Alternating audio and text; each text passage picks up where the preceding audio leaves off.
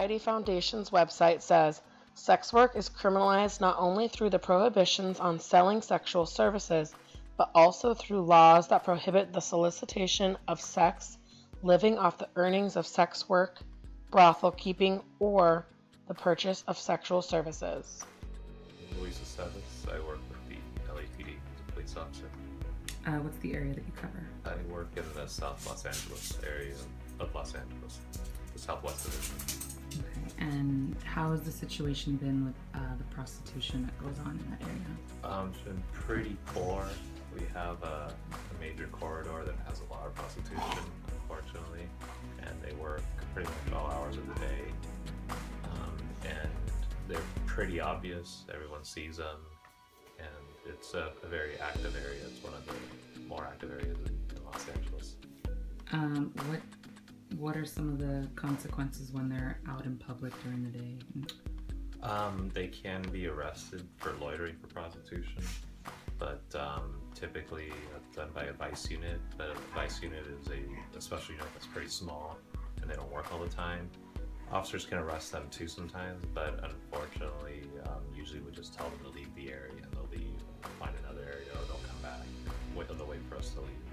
I think currently what Los Angeles is doing with their legislature is not going to help the situation. They passed Prop 47, which released a lot of people, and reclassified a lot of felonies to misdemeanors, so you don't see many people being held in jail or being held accountable for the crimes. And unfortunately, prostitution is one of them where they know the system, they go in maybe for a few hours, maybe a night, and they're right back out, and there's not much punishment or recourse for their actions. So I don't see things getting any better, unfortunately.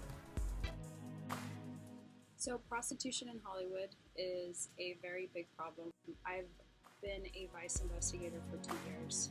I also had the chance to work as an undercover prostitute myself, and it's a huge problem in the sense that if there's supply, there's demand.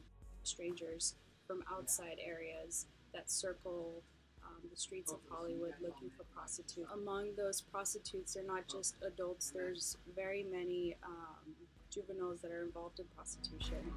And most of the juveniles that are out on the streets, they vary from 12, I've seen it from 12 years old up until obviously 17 years of age.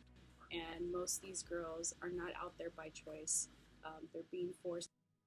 My question for you is, should prostitution be a crime? That's a big, complicated question that is currently being debated around the world because Amnesty International put forth this proposal to say, hey, countries should decriminalize sex work. Basically what this means is that sex workers, aka prostitutes, won't be thrown in jail for it, and they will have legal rights protecting them.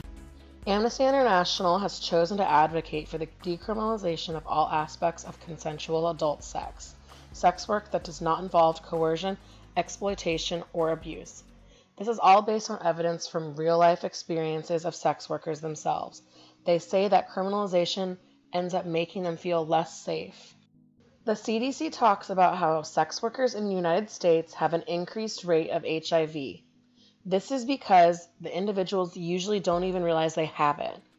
They're too afraid to get tested because of how stigmatized their occupation is.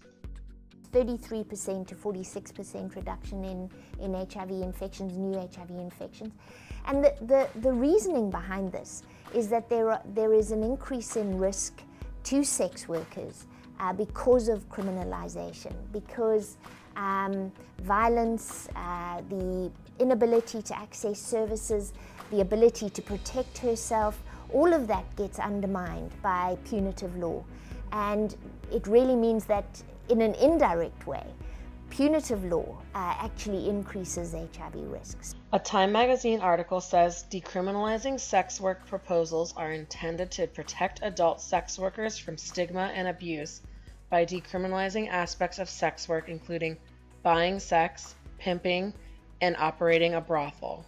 The main thing that would make my life safer would be decriminalization. This LA-based sex worker asked to be identified as Holly.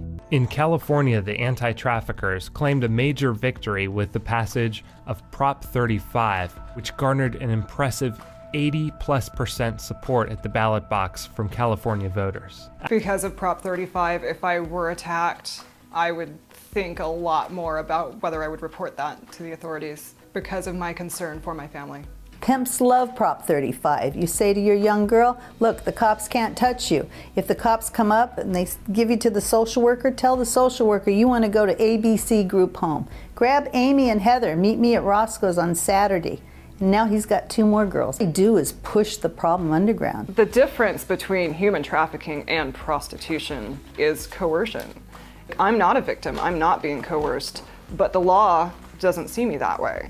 As far as brothels go, it's kind of the best answer we have right now. Decriminalize prostitution. Decriminalization of prostitution is something that even the sex worker rights movements does not necessarily always agree with the finer points and what is right for our community, how decriminalization will work. We all globally believe in decriminalization. Prostitution is never going away.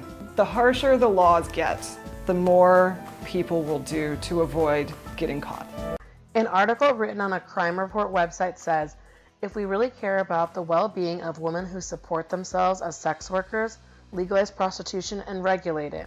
By doing so, the government could permit prostitutes to work indoors in safer locations than on the street corners and take measures to protect themselves, such as hiring a bodyguard. In short, they could take control over their lives.